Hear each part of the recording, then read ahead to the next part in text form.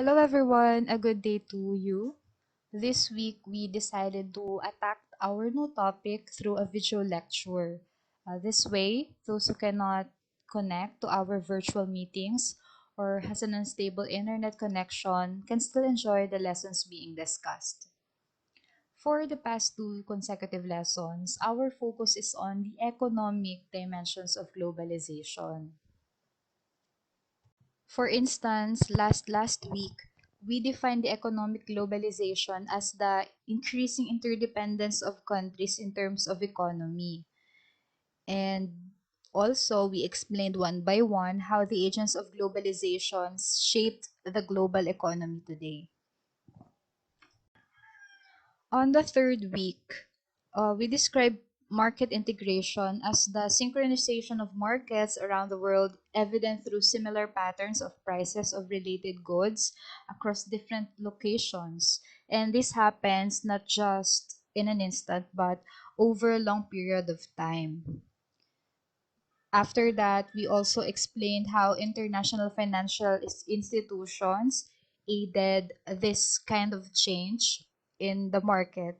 And also, we discussed the different types of global corporations and how they affected the market integration. There is still much to learn about the economic perspective of globalization, but for this week, we will move on to another aspect, and that is the political dimension. Now, politics, as defined by Merriam-Webster Dictionary, is the art or science of government, meaning anything or any activity or decision making inside or for a group.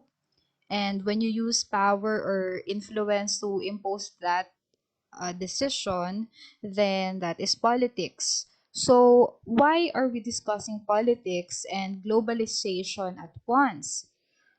How is our political relationship with the rest of the world? Is it a major relationship we have in other countries? Do we also have interdependence in terms of politics, such as on how we are dependent with other countries in terms of economy?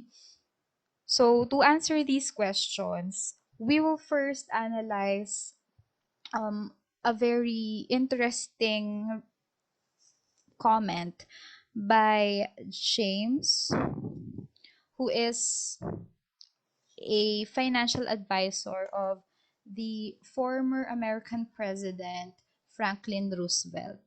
So his full name is James Warburg, and he said, and I quote, "We shall have world government whether you like it or not, by conquest or consent." If you are to analyze these words, how would you interpret this one? What world government is he talking about? Is it similar to this, to the world government referred to by an anime? Is it like this? And why is it that he's talking about world government as something that is mandatory? So to answer again these questions, I have a lot of questions, but this will help you to understand or develop your own stand or opinion regarding the topic. So to answer this one, I'll show you our goals for this lecture, which are as follows. So at the end of this video lecture, you are expected to first understand the difference between a nation and a state, define a nation state, explain effects of globalization on nation states, categorize institutions that govern international relations, and last is differentiate internationalism from globalism.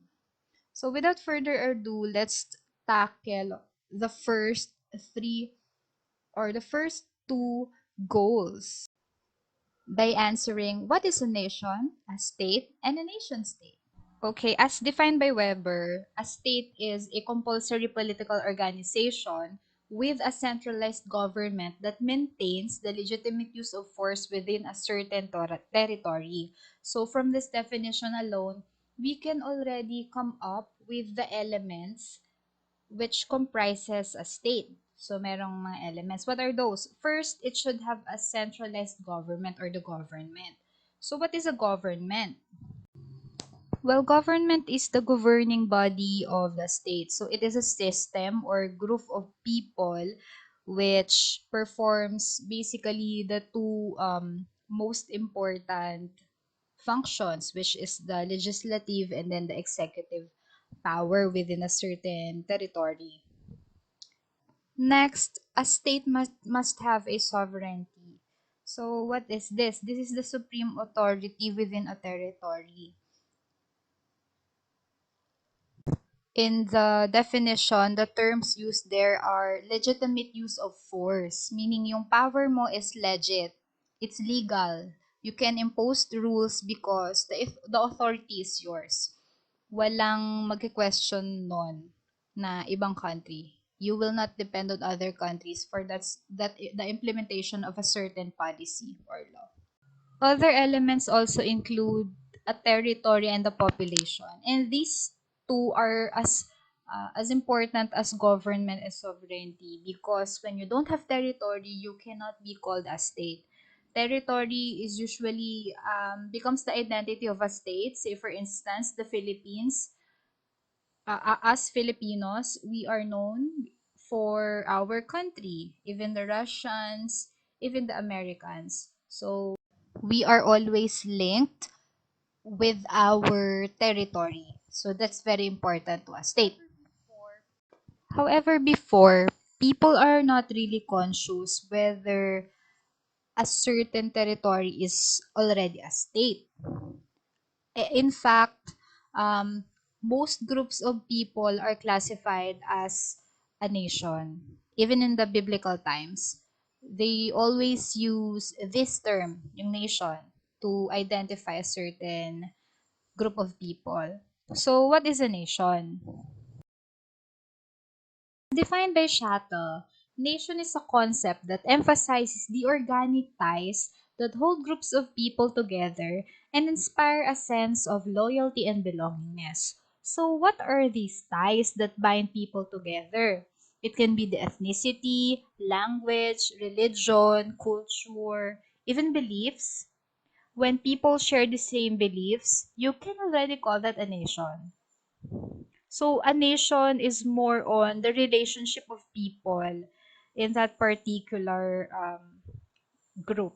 So can you see now the difference between these two concepts, nation and state? Kung hindi pa masyadong clear, then I'll be showing you these differences. First, a state is a legal and political entity, while a nation is a socio-cultural entity.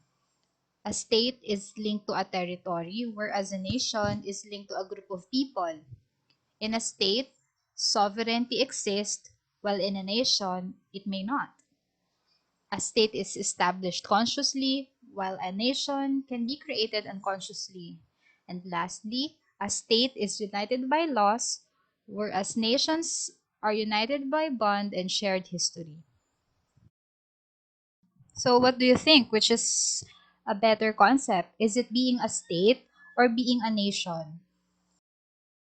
Well, obviously, both of them have advantages. For instance, the state, it focuses on the legality of things. Say, for instance, there are a lot of nations that you cannot call a state because they have to reach certain characteristics na na-mention natin kanina, yung four elements. These nations that does not have a state, we call them stateless nation. One good example of a stateless nation is the Palestine. So, bakit stateless nation ang Palestine? Because they don't have their own territory. So, bakit naman? How is that possible? Because they used to live in Israel. However, the Israel people, because they want the country to be a full Jew country. So, yung mga Palestine, which are Arabs, gusto nila na paalisin yon. So, yung mga Palestinians naman, they claim that the Israel is their territory. Kasi to date back, mas marami yung mga Palestinians doon sa territory.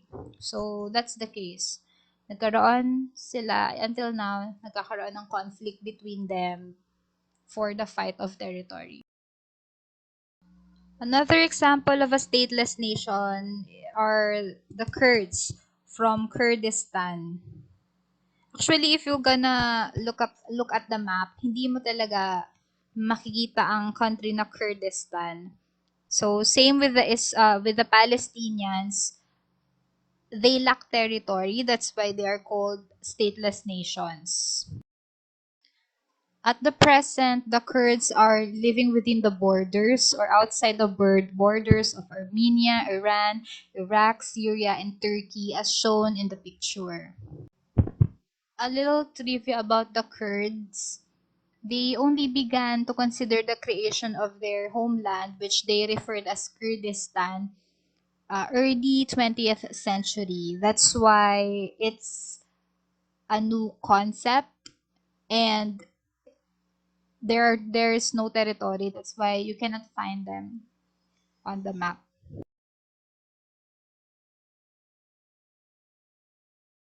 Example of that is Mexico. They became a state on January 1912, but after that and onwards, they were struggling to bind the people.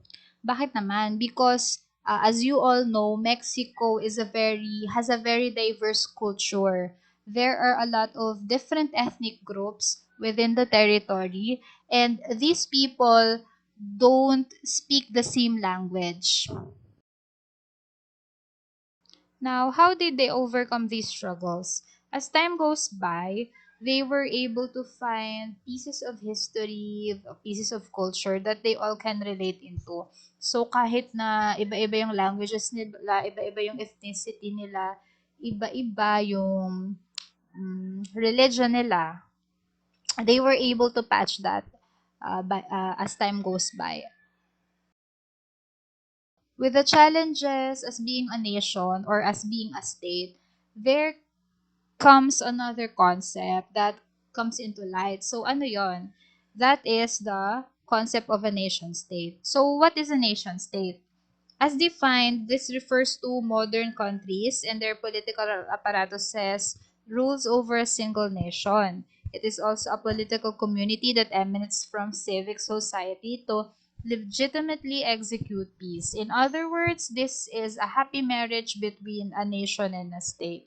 So the nation state just basically combines the characteristic of a nation and a state. As you can observe in the picture, yung presence ng government, ng sovereignty and territory mixed with a band of people that makes a nation state.